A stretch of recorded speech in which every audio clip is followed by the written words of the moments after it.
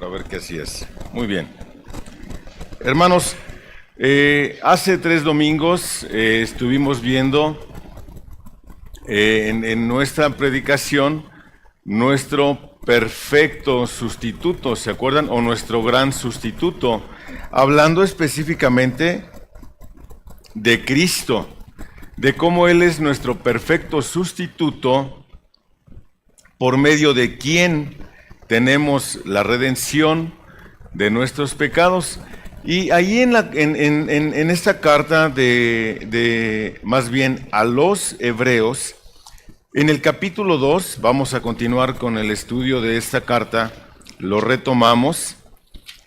Hebreos capítulo 2, el último que predicamos fue el versículo 10, y es donde estamos viendo esta parte de nuestro gran o nuestro perfecto sustituto. A partir del versículo 11 y hasta el versículo 13, vamos a ver que el mismo Cristo es nuestro santificador. Y quiero comenzar, hermano, con un poquito de doctrina. Y digo un poquito de doctrina porque en 10 minutos no voy a poder abarcar mucho. Un poquito de doctrina. ¿Qué es, hermano? ¿Te acuerdas qué son las doctrinas de la gracia? ¿Qué es la doctrina de la gracia? ¿Te acuerdas? Wow. Y mira que nos llamamos Iglesia Cristiana Sola Gracia, ¿eh? ¿Qué son las doctrinas de la gracia, hermano? ¿Quién? Amén. No mereciéndola, y no solo eso, no aportando nada, más que el pecado que necesita ser perdonado. ¿Cierto?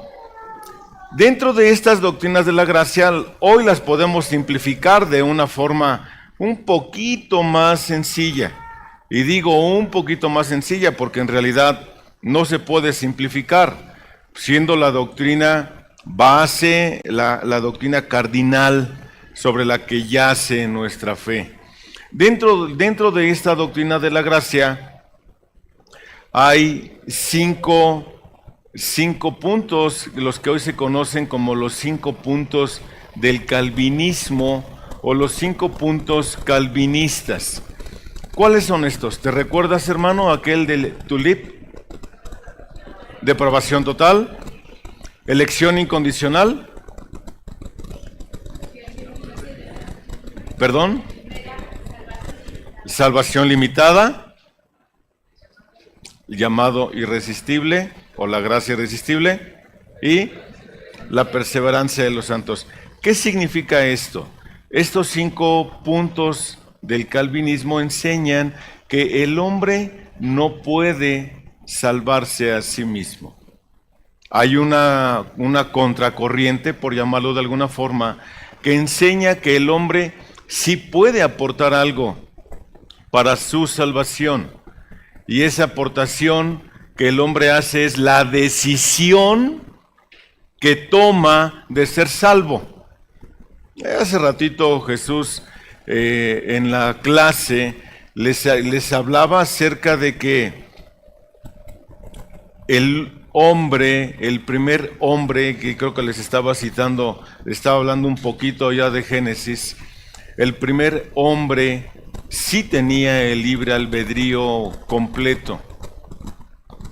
El hombre, después de la caída, ya no tiene el libre albedrío por la simple y sencilla razón de que está sujeto a la ley del pecado.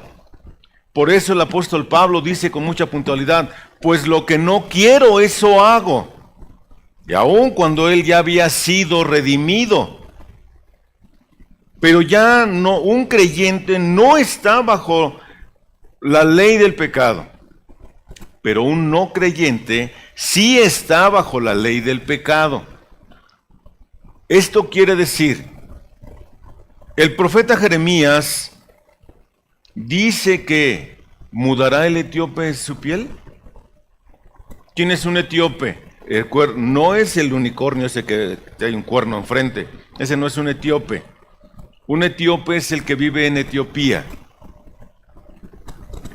y un etíope, la mayoría de ellos son de tez morena.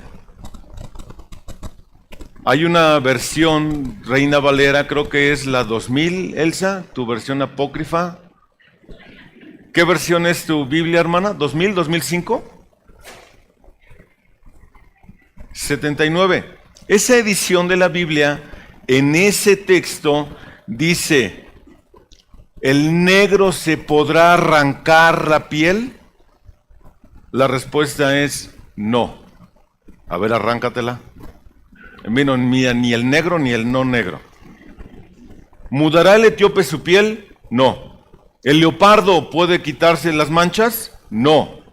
¿Así vosotros, estando acostumbrados a hacer el mal, podéis hacer el bien? La respuesta es no. Esto significa que una persona que no es creyente, que no ha sido atraído por la gracia irresistible de Dios, sigue muerta en delitos y pecados. Está sujeta a la ley del pecado y lo único que hace es pecado. No puede aportar nada para salvarse a sí misma. Recuerda que tan solo para que tú o yo, siendo impíos, pudiéramos expiar uno de nuestros pecados, el más pequeñito que te puedas imaginar, tendríamos que pasar toda una eternidad en el infierno por cubrir ese pecadito pequeñito que dices, ay, ¿a quién ofende? Bueno, a ti mismo, porque te condenaría la eternidad en el infierno. Ahora imagínate cuántas eternidades necesitarías para cubrir todos tus pecadotes. Ay, ya se puso complicada la cosa, ¿no es cierto? Es por esto de la gracia de Dios. Esta gracia que nos es dada sin que nosotros hayamos aportado nada, sin que la merezcamos.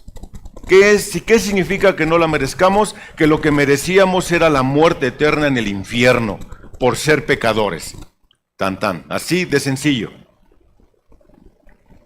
No podemos aportar nada. Entonces Dios, en su infinita misericordia, da a su Hijo Jesucristo en rescate por nosotros, es nuestro sustituto perfecto. Y no solo eso. El quinto punto de los 5 puntos calvinistas es ¿cuál? La perseverancia de los santos. Este punto en particular significa que nadie de los que son salvos van a perder su salvación. Escucha otra vez.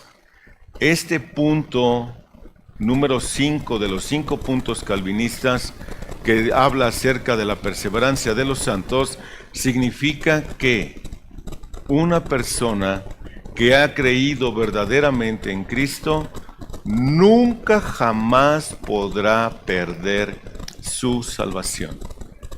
Gloria a Dios.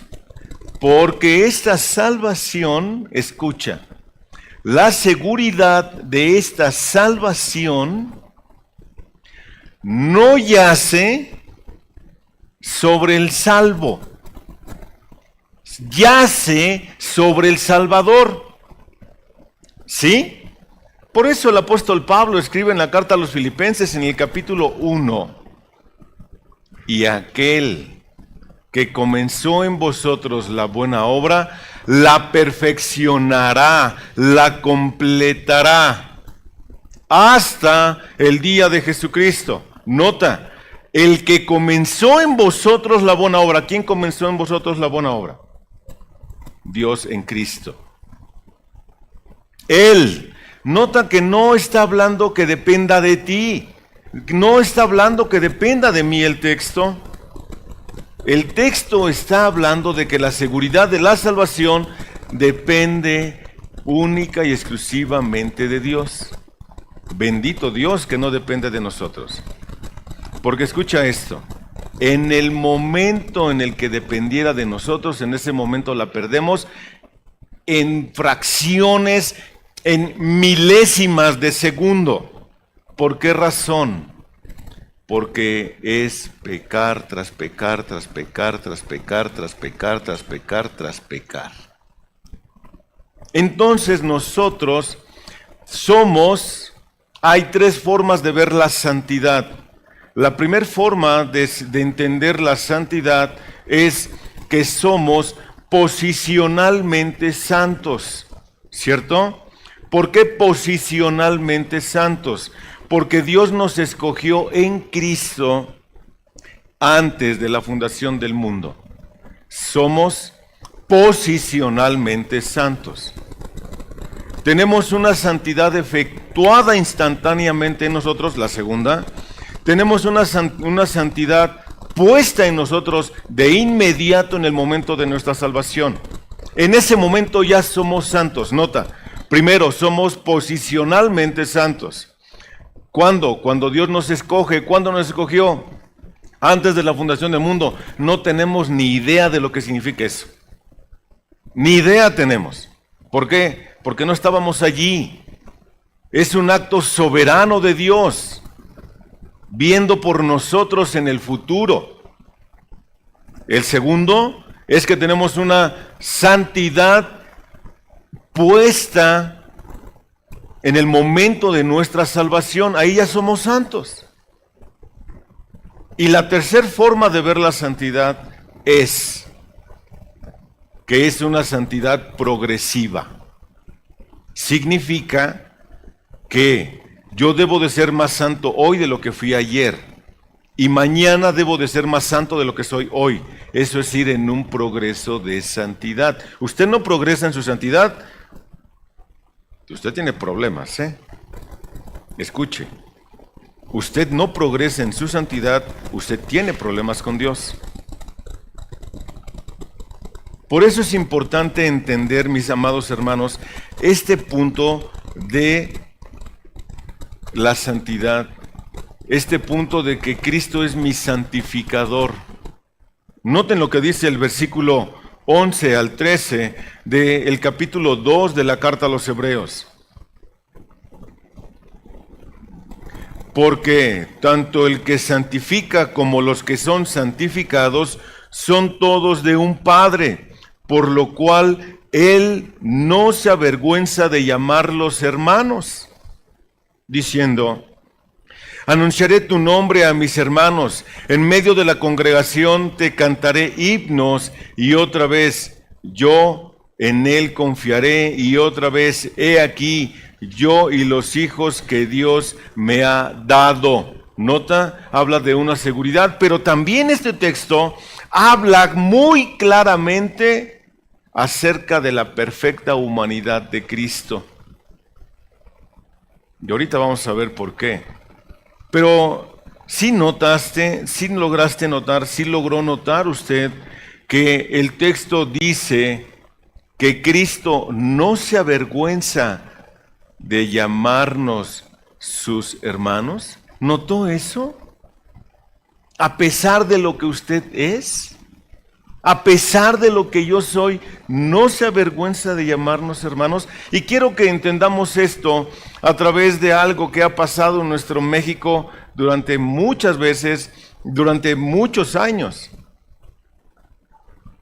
Voy a citar la revista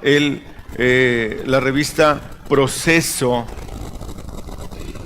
hace algunas décadas. Cito: desde hace 2 décadas, Proceso ha documentado las traperías de Raúl Salinas de Gortari. Ya saben quién es.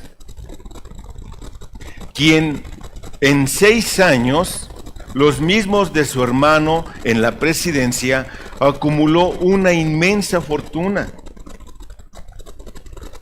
Encarcelado en el sexenio de Ernesto Zedillo, aparentemente más por un afán de venganza que por uno de justicia, y liberado en el sexenio de Fox.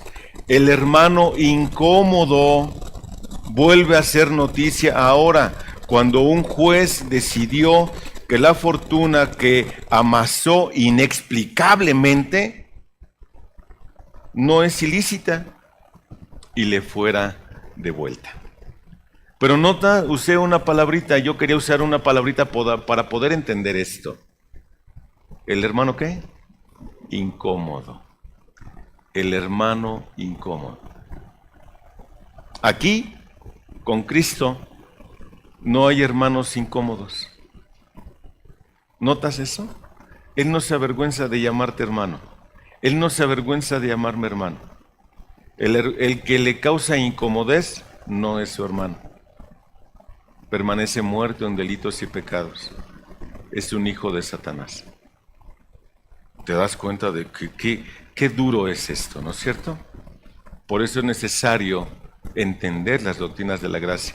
Por eso quise empezar con esta parte, hermano. Y mira que traigo todo un artículo gigante acerca de Raúl Salinas de Gortari, pero no me interesa predicarlo a él. Me interesa predicar a nuestro santificador. Amén. Vamos a orar, hermanos. Eterno Padre, te damos a ti todo el honor, la gloria, honra y alabanza. Gracias, Señor. Gracias, Padre, porque hoy vamos a estudiar en tu hermosa palabra que Cristo es nuestro santificador, que Él no se avergüenza de llamarnos sus hermanos. El asunto está en cómo estamos nosotros, Señor. Por favor, Padre, ayúdanos a entender este texto, a saber que no estamos solos en este mundo, que Cristo está con nosotros, que el Espíritu Santo está en nosotros, para tener fortaleza y poder llevar a cabo un proceso santificador claro y marcado en cada uno de nosotros. Ayúdanos, Dios, por favor, a entender este pasaje. Lo rogamos en el nombre de Jesús, nuestro Salvador. Amén. Por tanto, dice el texto, por tanto. Así que, hermano, además de convertirse en nuestro sustituto y el autor de nuestra salvación, se hizo nuestro santificador, aquel que nos hace santos. Por supuesto, desde nuestra perspectiva y experiencia, es fácil pasar en nosotros como santos. Escucha, según a nuestra perspectiva y según a nuestra experiencia, es fácil pasar como santos. El pecado es muy grande en nosotros. El pensamiento en pensamiento y en la práctica estamos lejos de ser santos. ¿Sí o no es cierto? En un ejercicio de santidad, de honestidad. ¿Sí o no es cierto, hermano? Estamos lejos, tanto en actitudes como en pensamiento, de ser santos. ¿No es cierto? Y ahí cabemos todos. Y como les digo, aquí no hay ni un changuito que no se rascó. Todos estamos en esa misma condición. Pero en la nueva naturaleza somos perfectamente santos. En la nueva naturaleza somos perfectamente santos. Ante Dios, quienes están en su Hijo son santos. Pero en la nueva naturaleza somos perfectamente santos ante Dios. El problema es que no actuamos con santidad. Ese es el problema, mi querido hermano. No actuamos con santidad, pero lo somos, tal como un hijo que no suele actuar como su padre, o que no suele comparárselo no siendo un hijo de su padre. Dicho de otra forma, hay hijos que avergüenzan a los padres, que dicen, chala, otra vez, es que ya está detenido, es que ya hizo esto, es que ya hizo aquello, y cuando el papá es una persona recta, lo avergüenza, ¿no es cierto? El problema es que nosotros a veces no nos comportamos realmente como hijos de Dios. Como se dice por ahí, no nos ponemos la camiseta. La semana pasada y la antepasada les hablaba yo acerca de lo que implica una membresía, ¿te acuerdas? Cuando uno obtiene la membresía de la iglesia es porque está consciente y está de acuerdo en comportarse adecuadamente con el parámetro que se pide. Bueno, es exactamente igual con el Señor. Sí es cierto que Dios nos amó en la condición en la que estábamos, es ciertísimo, pero Él no nos quiere así. Hay un proceso santificador. Nota lo que dice la carta a los Efesios, por favor. Hay un proceso santificador. Cuando en Efesios el apóstol Pablo está hablando de la relación entre el esposo y la esposa. Efesios en el capítulo 5, versículos del 25 en adelante, cito: maridos, amad a vuestras mujeres, así como Cristo amó a la iglesia y se dio a sí mismo por ella. ¿Para qué hizo eso Cristo? Escucha, aquí está el proceso de lo que yo te estoy explicando acerca de una santidad posicional, una santidad obtenida en el momento de nuestra salvación y un proceso santificador que Cristo nos va dando. Nota lo que dice el texto. Maridos, amad a vuestras mujeres, así como Cristo amó la iglesia. ¿Cómo amó Cristo a la iglesia? Como estaba. Llena de pecado, de colchambre, de estiércol, de todo lo que traía encima incrustado. No estaba batida, estaba incrustada la iglesia con todo eso. ¿Cierto? Dice, Cristo amó así a la iglesia. ¿A quién le gustaría una novia fea y apestosa? Hermano, hace muchos años, cuando yo empezaba a trabajar, mi papá era permisionario de camiones y de taxis. Y me decía mi papá, pues ¿quieres dinero? Oh, sí, vete a trabajar, ahí están los carros. Oh, pues órale, vamos a darnos unas vueltitas en el taxi.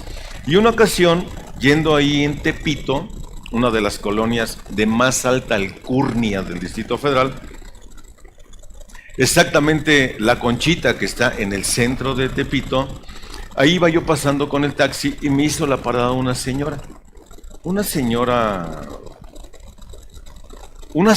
hermano. Entonces yo me estaciono, le abro la puerta, se sube y en el momento que se sube al carro percibo como que huele mal, pero muy mal. Y yo dije, ¿me habré parado en una coladera? Y era tan impregnante ese mal olor que saqué la cabeza del carro. Era un Volkswagen, todavía los taxis eran bochos. Saqué la cabeza y otra persona que estaba ahí, que vio que se subió la señora, me dijo, no la hubiera subido. Esa señora apesta, nunca se baña. Olía mejor afuera que adentro. Así estábamos todos nosotros, en Cristo. Y a pesar de ese mal olor que le generábamos al Señor, a pesar de eso, dice el texto, nos amó. Nota. Y este es un verbo. Nos amó, está en un pasivo y está en un activo. Está en un activo el que ama, está en un pasivo el que recibe el amor. Qué hermoso es el Señor. No hicimos nada, hermano. Ahora nota. Es que yo soy así y así me he de morir. No solo eso. Si tú eres así y así te has de morir, así vas a ir a dar al infierno. Te lo garantizo. ¿Por qué razón? Porque escucha lo que dice el texto de Efesios. Él dice que Cristo amó a la iglesia y se dio a sí mismo por ella. ¿Para qué? Para santificarla. ¿Notas? Bueno, sí, acepto, mugrosa, cochina, pestosa, lo que tú quieras. Pero te me vas a bañar ahorita y regresas y vamos a empezar un proceso de educación. Y nos empiezan a alinear, hermano. Mira que el que no sabe leer aprende con la Biblia. El que no sabe escribir, aprende con la Biblia. El que no tiene cultura, aprende con la Biblia. ¿Has pensado en eso? Nada más tienes que leer 66 libros al año. Vaya que si no cultivas la lectura. ¿No es cierto? Para santificarla. Entonces sí la amó como estaba, pero ahora vente, te voy a quitar el cochambre y todo lo que traes puesto. Para santificarla, habiéndola purificado por el lavamiento del agua con la palabra. ¿Te das cuenta cómo Cristo entonces, Él es el que hace todas las cosas? Con eso en mente, hermano, ahora vamos a leer Hebreos en el capítulo 2, versículo 11. Por tanto, el que santifica como los que son santificados, son todos de un Padre. Nota aquí algo muy interesante, porque está diciendo que Él santifica y están los santificados, está en el mismo tiempo. Es una voz activa y una voz pasiva. Activa, el que santifica. Pasiva, el que recibe la santificación. ¡Wow! ¿Ya viste por qué quise empezar con los 5 puntos del calvinismo? Porque quise apuntalar un poquito la seguridad de la salvación que tenemos en Cristo. Porque bendito Dios, no depende de nosotros. Es absolutamente de Él. Por eso me encanta ese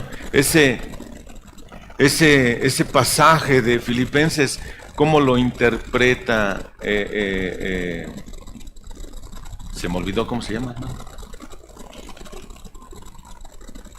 Hasta el bostezo te quité.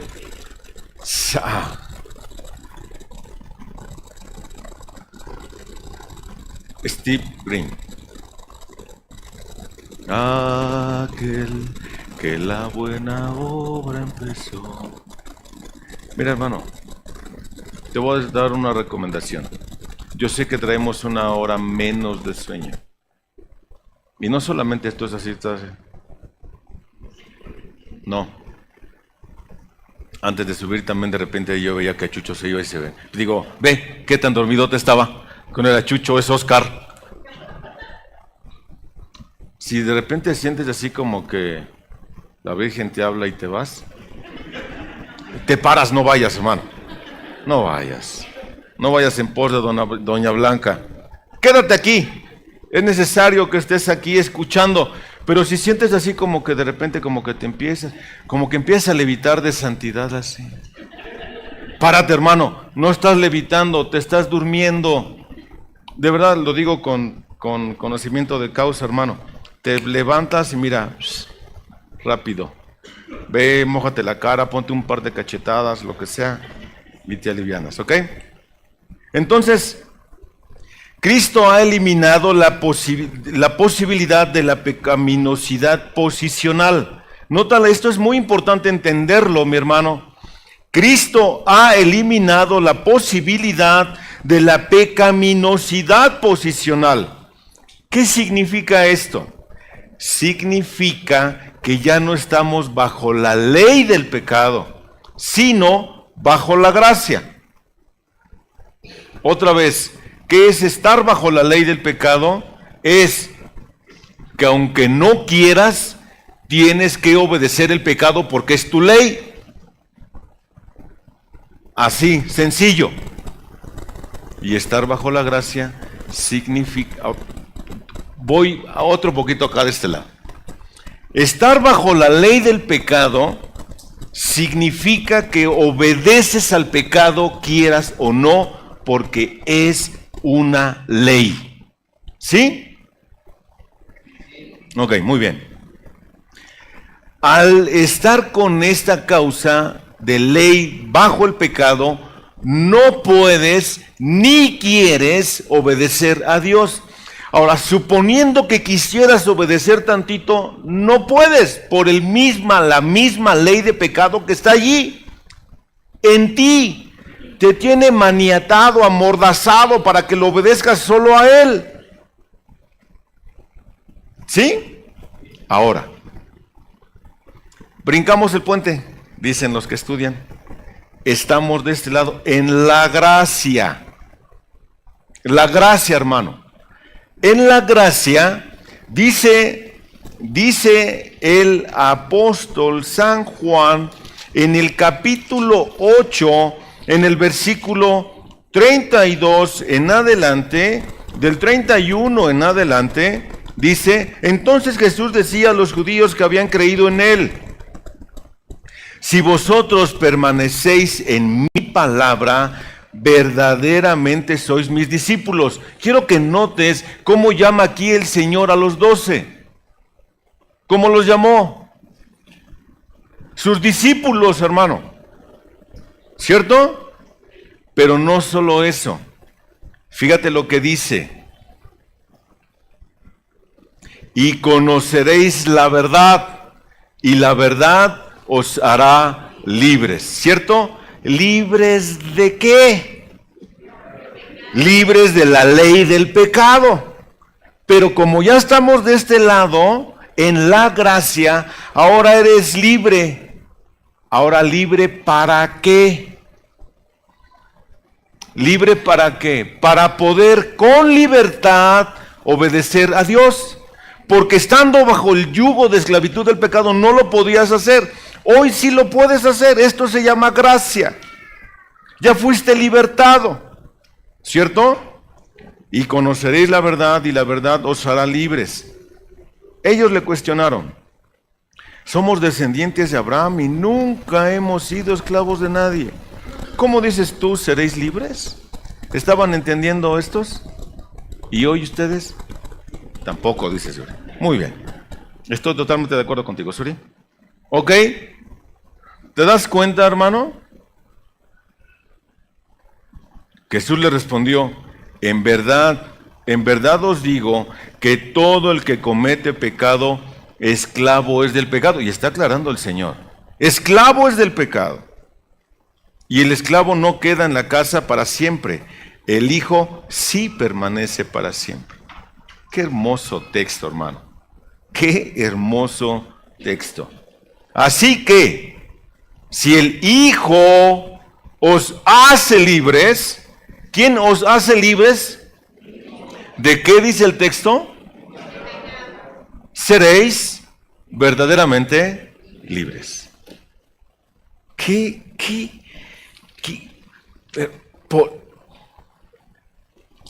Por eso los discípulos que después se convirtieron en sus hermanos, ¿sí notaste eso?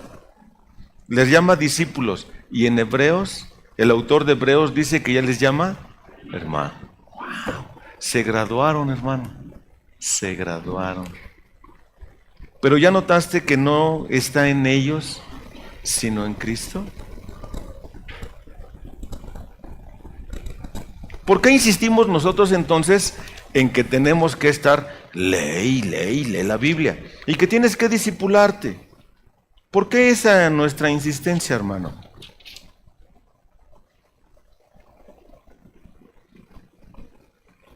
¿Por qué? Porque nos gusta estar aquí a los pastores así duro. Ay, ya me tiene hasta el copete este pastor. Vamos a leer ya la Biblia. ¿Por qué, hermano? ¿Por qué la insistencia en que estudiemos, en que leamos la Biblia, en que practiquemos? ¿Por qué?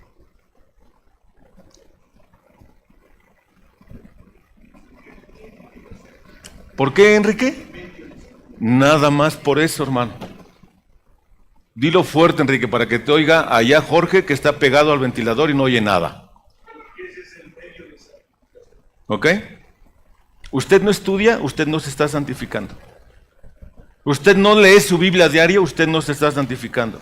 Usted no va y ora al Señor y pide perdón por sus pecados, usted no se está santificando. ¿Ya vio lo importante? ¿Ya vio lo importante? Entonces, ¿ya se dio cuenta usted que no se trata de contestar como comúnmente contestamos? Yo soy así. No, si usted es así, usted sigue muerto en sus delitos y pecados. Perdóneme. Tan claro como es. Ahora, supongamos que es usted un recién convertido. Muy bien, se la compro, pero eso tampoco debe de ser permanente en usted. ¿Cierto? Para muestra un botón. Es que yo quiero comprar un botón. Sí, toma, aquí está la muestra. Ve y tráeme uno igualito este. ¿Sí o no? Eso, no se duerman, hermanos, porque me los traigo fintos, ¿eh? Colosenses en el capítulo 3, versículos del 5 en adelante. Este es un texto que al grupo de matrimonios antiguo les dejé que se aprendieran de memoria, ¿sí o no, Juanita? Me encanta cuando me están viendo así y les pregunto, ¿sí o no, Mario? Ayúdale a tu esposa. Sí, sí, dice el Mario. No entendió ni qué, pero sí. Eso, así, mi hermano. No, hermano, fíjate lo que dice. Colosenses en el capítulo 3, versículos del 5 en adelante. Por tanto, considerad los miembros de vuestro cuerpo terrenal como muertos a la fornicación. ¿Notas cómo el apóstol Pablo está diciendo, mata tu pecado? ¿Cuándo debo de matar el pecado? A cada rato. A la impureza, las pasiones, los malos deseos y la avaricia, que es idolatría. Va. Esto es un proceso de santificación. Mata el pecado en ti. ¿Cuál pecado? Esto es que acabamos de leer. Pues la ira de Dios vendrá sobre los hijos de desobediencia por causa de estas cosas. Ay, ¿por qué me va así? Pues ni le hagas el cuento, que está diciendo por qué. En las cuales vosotros también anduvisteis en otro tiempo, cuando vivíais en ellas. O sea que aquí hay ex adúlteros, ex idólatras, ex fornicarios, ex maledicientes, ¿no es cierto? Ay, yo no, ¿cómo no? Usted era uno de estos, dice Pablo. Por eso lo dice con claridad.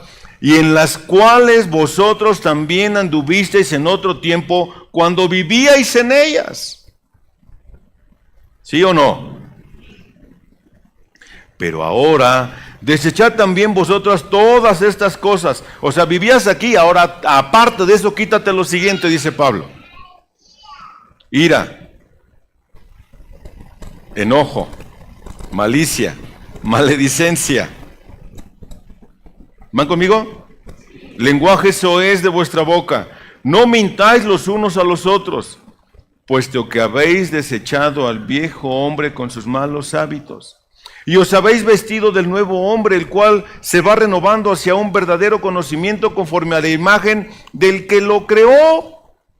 Se va renovando, se va haciendo cada vez más nuevo. Se va renovando, eso dice el texto. ¿Hasta dónde voy a llegar? Hasta que te parezcas más al que te creó. Eso dice el texto. ¿Por qué? Porque ahorita estamos muy feos. Ahorita no nos parecemos a Él. ¿Qué es lo que nos afea? Tu carita, hermano, tu carita. ¿No es cierto? ¿Y por qué estamos tan feos de la cara? Por el pecado, ahora sí, por el pecado, hermano. Y estoy tratando de mantenerlos activos, hermanos, ¿eh? Ahora, nota lo que sigue diciendo el texto. Una renovación en la cual no hay distinción entre griego y judío, circunciso e incircunciso, bárbaro, escita, esclavo, libre, sino que Cristo es todo y en todos. ¿Quién es qué? Cristo. Porque Él es nuestro ¿qué? Santificador. ¡Wow! ¿Habíamos entendido los textos, hermano? ¿Ya te diste cuenta que la Biblia dice una sola cosa, pero tiene diferentes aplicaciones? Qué hermoso es esto. Entonces, fíjate lo que dice, porque Cristo es todo por todo y en todo. ¿Sí o no? Ahora, fíjate lo que dice. Entonces, como escogidos de Dios, santos, apela otra vez a este llamado y a esta posición, santos y amados, para que te puedas parecer más, se te vaya quitando lo feíto de tu carita. Santos llamados revestíos de tierna compasión. Te digo que ya no somos aquellos idólatras, fornicarios, adúlteros, ya no. Pero dijo que nos quitáramos también la ira, el enojo y todas esas cosas, ¿no? Ahora dice, ahora sea amable. Revestíos de compasión. ¿Cómo es una persona compasiva? Así, exactamente como te la imaginaste. Compasivos, bondadosos, humildes, mansos, pacientes, soportándonos. Esas son las características de los santos. Esto es lo que Cristo quiere que nos pongamos día a día, todos los días, para regresar a parecernos a Él, porque somos santos. Por eso Él no se avergüenza de llamarnos. Qué hermoso, hermano. Qué hermoso texto, ¿no es cierto? Diciendo, regreso a Hebreos, al capítulo 2. Hermanos, ¿tienen calor? ¿No? Ah, bueno. Entonces me aguanto. ¿Cómo los tengo? Fíjate lo que dice entonces, capítulo 2, versículo 12 de Hebreos, diciendo, anunciaré tu nombre a mis hermanos, en medio de la congregación te cantaré himnos o te alabaré, dice. Aquí el autor de Hebreos está citando nada más ni nada menos que el Salmo 22. El Salmo 22. Y esto es muy interesante, hermano, porque pareciera que el Salmo, hermanos, ¿me dejan aflojar la corbata? ¿Sí? Ustedes no tienen calor, ¿por qué creen? Yo sí. Déjenme acomodo porque...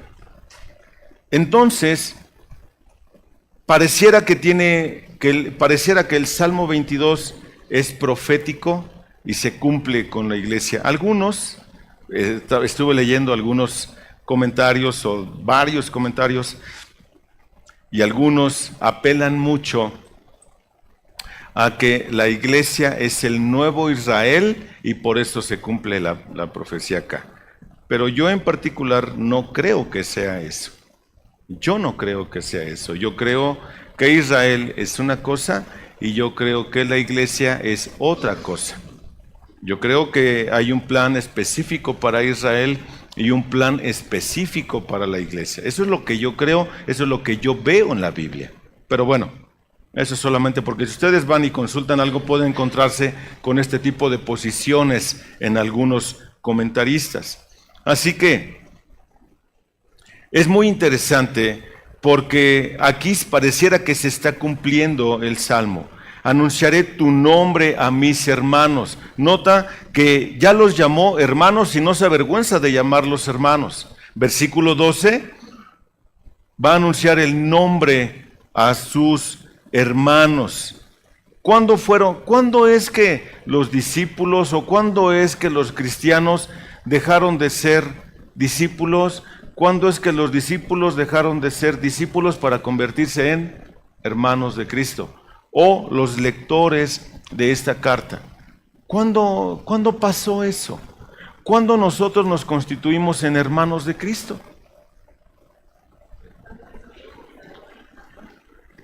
Cuando recibimos el Espíritu Santo, cuando nuestra salvación, ¿quién da más, hermano? Cuando murió en la cruz, cuando resucitó, cuando Él resucita. ¿Recuerdan? Porque cuando Él muere, todavía no está completa la salvación. Él muere por nuestros pecados, pero Él resucita para nuestra justificación. Y por medio de esto, entonces, Dios ve en ti y en mí, a pesar de que nos cuesta mucho trabajo vivir en santidad, nos ve perfectos en Cristo y ve a Cristo. Por eso ve un reflejo de Cristo. Por esta razón somos llamados hermanos. Y anunciaré, dice, tu nombre. ¿Cuál nombre? ¿Cuál nombre? Jehová, Yahvé, Dios salva. Dios es tu Salvador. Y todo lo que implica el nombre, lo que ya les he explicado en algunas otras ocasiones acerca del nombre, hermano, acerca de ese nombre, ¿cierto? En medio de la congregación. ¿Qué es la congregación? La iglesia.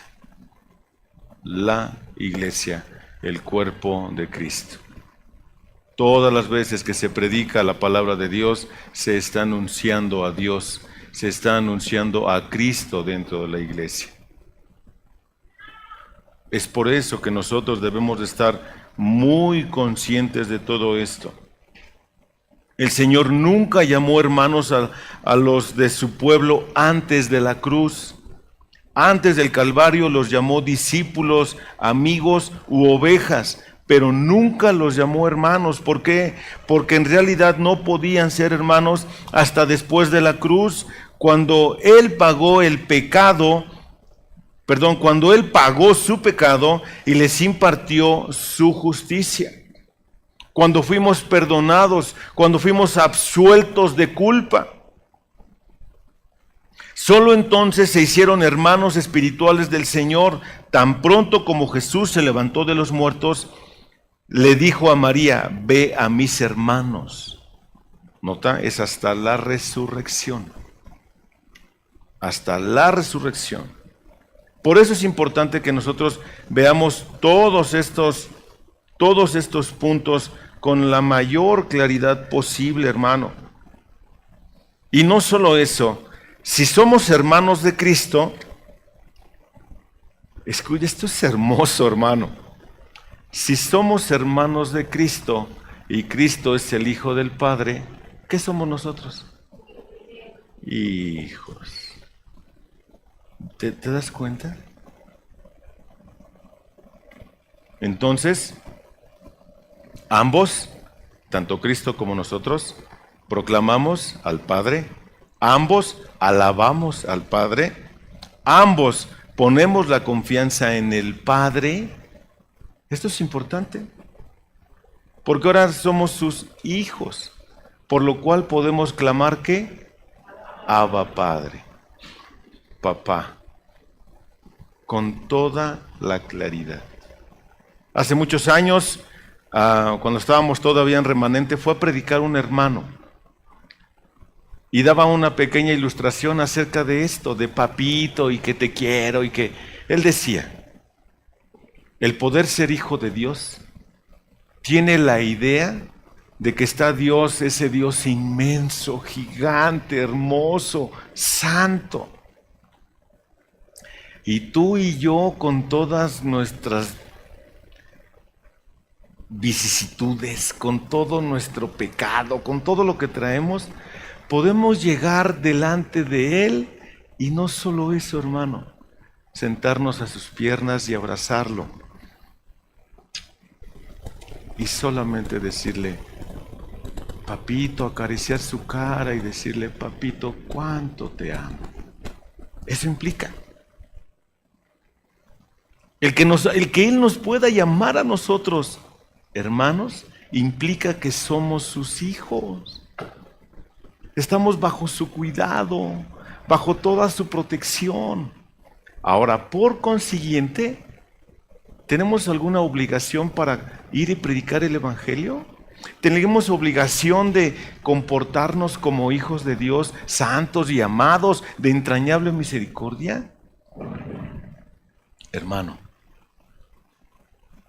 hoy podemos decir entonces, como lo decía Pablo: porque soy siervo, soy esclavo de Cristo, pero ahora no estoy bajo esa ley, sino que estoy voluntariamente sujeto a Él.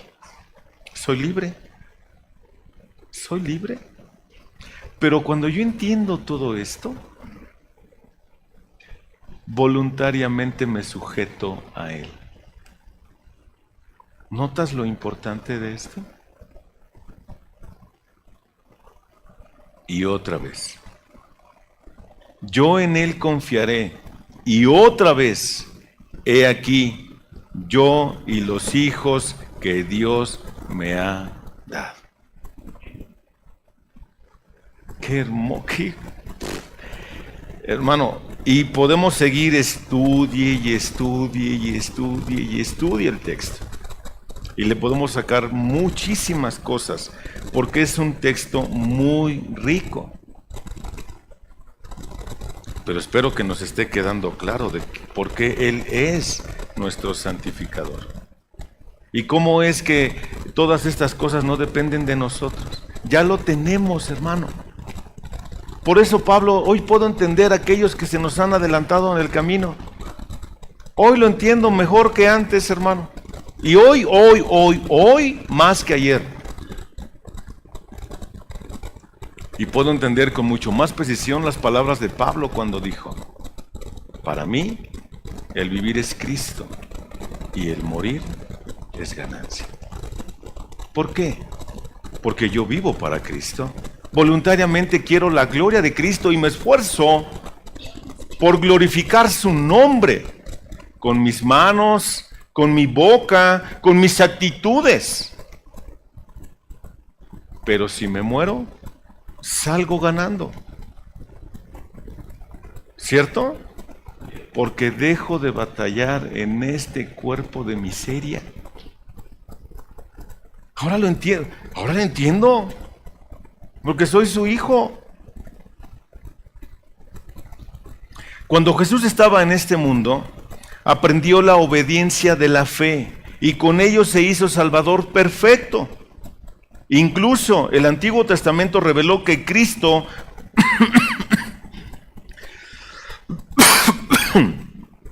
pondría su confianza en el Padre. En el pasaje también se reveló que sus hermanos harían lo mismo. He aquí, yo y los hijos que Dios me dio. Jesucristo no es nuestro hermano por causa de nuestra naturaleza común, puesto que Él es divino y nosotros somos humanos. Aquí está la humanidad de Cristo. Aquí está reflejada la humanidad de Cristo. Por la misma razón, Él no es nuestro hermano por causa de la misma sabiduría o el mismo poder. Él es nuestro hermano por la justicia común y la fe común en el Padre que ambos tenemos. Cristo y yo. Cristo y usted. De eso se trata, hermano. Cuán maravilloso es darnos cuenta de que cuando se nos llama a caminar por la fe, a someternos a Dios, a vivir en total dependencia de Él, nos llama a seguir el camino que Jesús recorrió. Eso es exactamente lo que Él dijo. No puede el Hijo hacer nada por sí mismo, sino lo que ve hacer al Padre, porque todo lo que el Padre hace, también lo hace el Hijo igualmente. Tú y yo tenemos esa responsabilidad de hacer exactamente lo mismo. Y si no sabemos, hermano, echémosle una leidita a la Biblia. Recuerda que el Nuevo Testamento es la aplicación perfecta del Antiguo Testamento. Lo que tal vez algunos judíos no sabían, hoy lo tenemos claro. Por eso les quise leer solamente un texto acerca de cómo podemos ir en una santificación progresiva. Pero podemos leer también toda la carta de Efesios, la primera y la segunda carta de Pedro, en donde con puntualidad nos dicen qué le podemos ir poniendo día con día a nuestra fe, a nuestro actuar para con Dios, y poder reflejar cada vez más a Cristo y al Padre, y poder entonces ponernos la camiseta de que somos cristianos, de que somos hermanos de Cristo, y que no se avergüenza Él de llamarnos hermanos porque nos parecemos mucho a Él. ¿Te das cuenta de eso? Esa es nuestra responsabilidad. Eso es a lo que apelo hoy para contigo, para con usted. Que nos parezcamos cada vez más a Cristo. Para eso fuimos llamados. Amén. Eterno Padre, te damos muchas gracias, mi Señor, por este tiempo en el que nos permites estudiar tu palabra y ver, Señor, que no estamos solos y que Cristo es el santificador de nosotros, porque para eso nos amó, para santificarnos a través de tu hermosa palabra, Señor. Danos esa hambre de ti, danos esa hambre, Señor, de conocer mejor tu palabra, de aplicarla a nuestra vida, de querer llegar a estudiar y comprenderla lo mejor posible. Ayúdanos, Padre mío, ayúdanos a esta iglesia Sola Gracia, a seguir adelante, a seguir poniendo los ojos en Jesucristo, el autor y el consumador de la fe. Ayúdanos a demostrar que somos dignos hijos tuyos, que no somos para nada hermanos incómodos. Ayúdanos, Señor, por favor. Bendice a la congregación. Señor, despídenos en paz. Llévanos con bien, guárdanos. Líbranos del mal, amado Padre, y permítenos poner tu nombre en alto a través de nuestra conducta, de nuestra santidad. Y también, Señor, para los que nos quedamos aquí, ayúdanos a pasar una tarde hermosa, en comunión unos con otros, en donde el único fin sea honrarte y glorificarte por todo lo que tú has hecho en cada uno de nosotros. Despídenos en paz. Lo rogamos en el nombre de Jesús, nuestro Salvador. Amén. Gracias, hermanos, que Dios les bendiga. Estamos despedidos. Y recuerden, hermanos, tenemos reunión ahorita aquí. Vamos a festejar a Maín, su post baby shower. Es que no traje nada, no te preocupes, acá a la vuelta venden